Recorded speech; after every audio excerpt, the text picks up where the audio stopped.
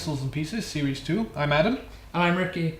This season, we're going to be changing up the format a little bit, as we're not complete noobs to the gaming scene, as Miles got us addicted to X-Wing last year. So this season we'll be interviewing people instead. Our first interviewee is Howard Ingham. Welcome, Howard. So, Howard, how did you first get into RPGs? I like role-playing games as a kid. I was like totally into Dungeons and Dragons as a teenager, and then I changed up to Vampire, and then when I hit university I completely gave it up because I wanted a relationship with someone. And a few years later I started as a freelance writer and editor and things like that, and I was at a loss for markets, and I picked up a copy of a White Wolf game that I remembered really liking, and it was the new version of it, and I read it and I thought I could do as good as this. And so I sent him 5,000 words about a Tory MP running a factory farm where he farmed blood off refugees and sold it to vampires. And they gave me a job in 48 books later for White Wolf. Strangely accurate as well. Yeah, no politics. 48 books for them later, and a few of my own. Still here, still writing. So you also DM. You've been DMing now for 18 years, did you say? Yeah, I've had the same group of friends for 18 years, and we've played any number of games and stuff. We've played Call of Cthulhu, Vampire, Promethean, which I wrote, which is kind of, or I wrote a big chunk of.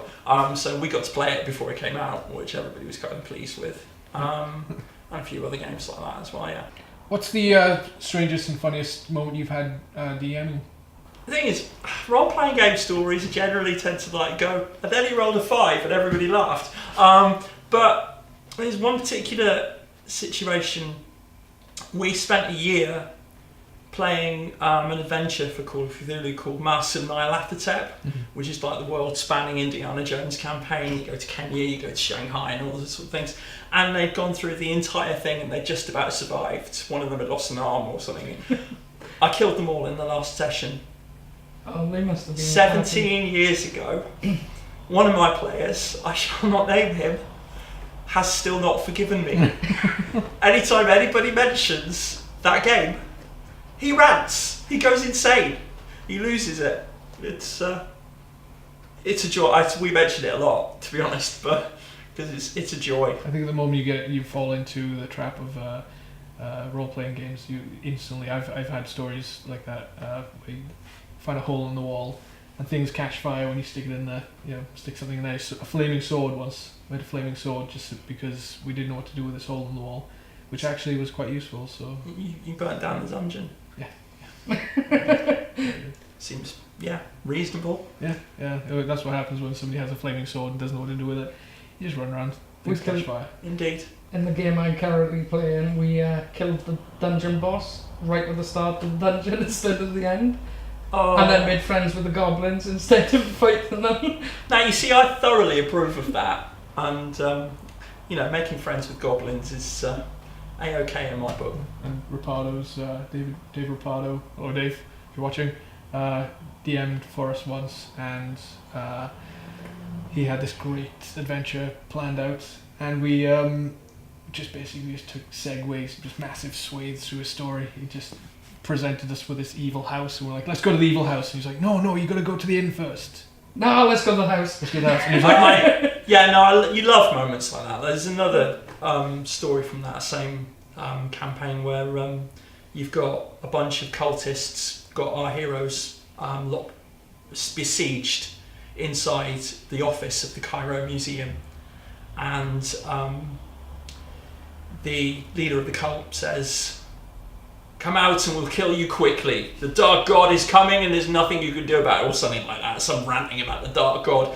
At which point, Lord Ezra, who's played by my mate Big Dave, who is a legend in his own lunchtime and break time and breakfast as well, his character yelled, "I've seen your God and he's made of clay," kicked the door open, leaped out, guns blazing, and proceeded to roll 5 criticals in a row. massacring the cultists, all of them in a row, and just like came out the other side of the room completely unscratched. But then he got his arm ripped off by a gorilla in Shanghai. So yeah, swings and roundabouts. Yeah. Cultists and gorillas. What are you currently working on? Currently, I'm working on a book called We Don't Go Back, a watcher's guide to folk horror. And in 2016, I thought that I would have a Halloween movie marathon and write about it. And I'm still writing about it, nearly 18 months later. But that's gained traction, and it's turned into a book. It's got a lot of good vibes and stuff, and looking forward to that. And folk horror is sort of the hip thing in the genre world at the moment as well. So, Howard, what would be your dream project? Oh, my dream project. I thought about this ages ago, and my dream project, as far as I can make out, is to have written and published my own role-playing game, and to be able to have people reading my writing on a regular basis, and to produce books of film criticism that people actually want to read. And you know what? I'm doing all those. So I'm kind of in a good place in that respect. Yeah. Just want it to be a little bit more lucrative, perhaps. Who doesn't? Yeah. That's fine. But at the moment, it's all good. So you mentioned about reviewing movies. What is your favourite movie? You can go by genre if you need to. My favourite movie? Okay, my favourite horror movie, since I've been watching a lot of horror movies, is a film called Possession, which is one of the wrongest films you would ever see. You see a couple in the middle of a terrible crockery throwing, furniture smashing breakup, but you can't figure out why she's leaving, why this started, where this came from, until you discover that she's actually cheating on him with an eldritch cosmic horror. Okay.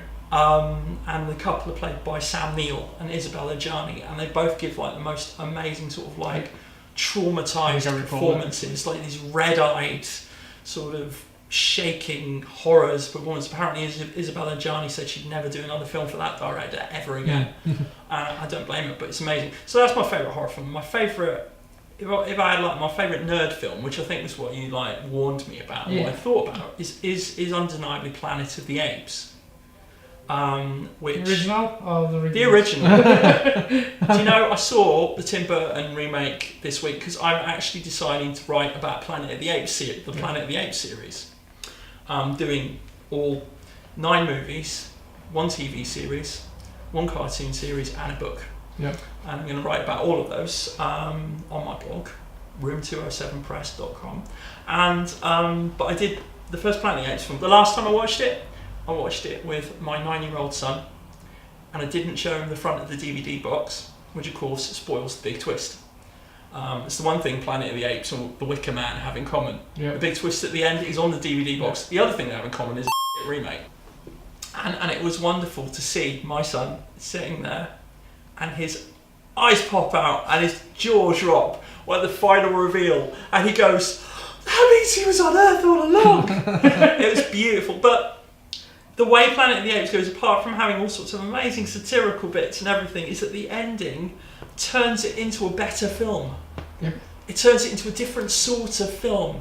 Everything that you thought, that's a bit far-fetched, suddenly makes sense. And it's just how to do a twist movie. If I were to tell you my favourite movie of all time, it would have to be Repo Man. Yes. Alex Cox's film from the mid-80s, but an LA punk gets a job repossessing cars. There's a car with aliens in the boot, fly to outer space in the end, ridiculously quotable dialogue. I picked it up on DVD a little while back, and I gave it to I haven't watched it yet. And several times people have said to me, Repo Man's alright, but watching Repo Man with you watching Repo Man is more fun. They are wrong, because nothing is as fun as watching Repo Man. There we go. Yeah, you've got to watch it now. I know. You've viewed my humble... Watch Repo Man. Yeah, but no, it's Howard intense. said this as well. Repo Man's intense. Where can people follow your work? Well, aside from my blog, room207press.com, you can also find my various books on Amazon. And in the Gamers Emporium. And in the Gamers Emporium in Swansea. Some of my games are there. And also on drivethrurpg.com. You do a search. My games include Chariot and MSG TM. The TM isn't a trademark, it's part of the title, but we can't trademark it because then it would be MSG TM, and Yes. that would be unwieldy.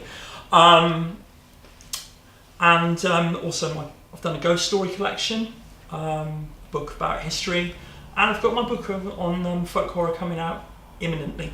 What would you be bringing to SCGC 2018? I'll be bringing some of this. Hopefully, I'll also be bringing a sort of sneak preview, pre-release copies of my horror game that I'm working on right now, which is called The Shivering Circle. Nice. Which is sort of a folk horror. It's a folk horror inspired game about ordinary people trapped in isolated places surrounded by pagan village conspiracies, witches, and hauntings. Okay. So, Yeah, and also, hopefully, I'll be bringing a panel to. Yes. Oh yeah, your panels always go down well. Yeah. Gotta say, they're always the most full panels on the day, and they always go down really well. I thoroughly enjoyed it. I was just sitting there keeping an eye on everyone else. So.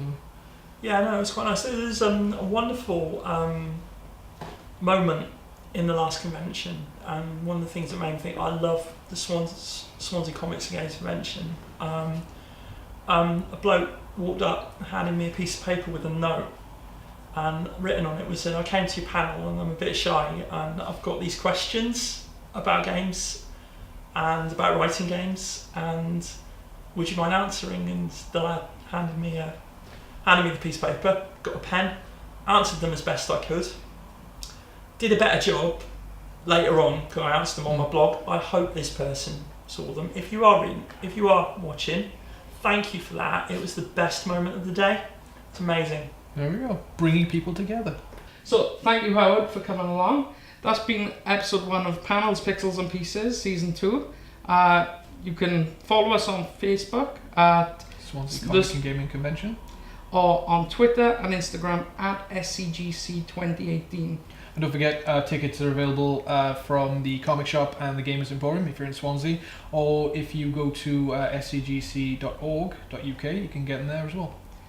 So, and remember to like, share, and subscribe. And subscribe. With share. Like it. Yeah, because Share loves our stuff. Stuff. She loves her stuff. She loves her stick.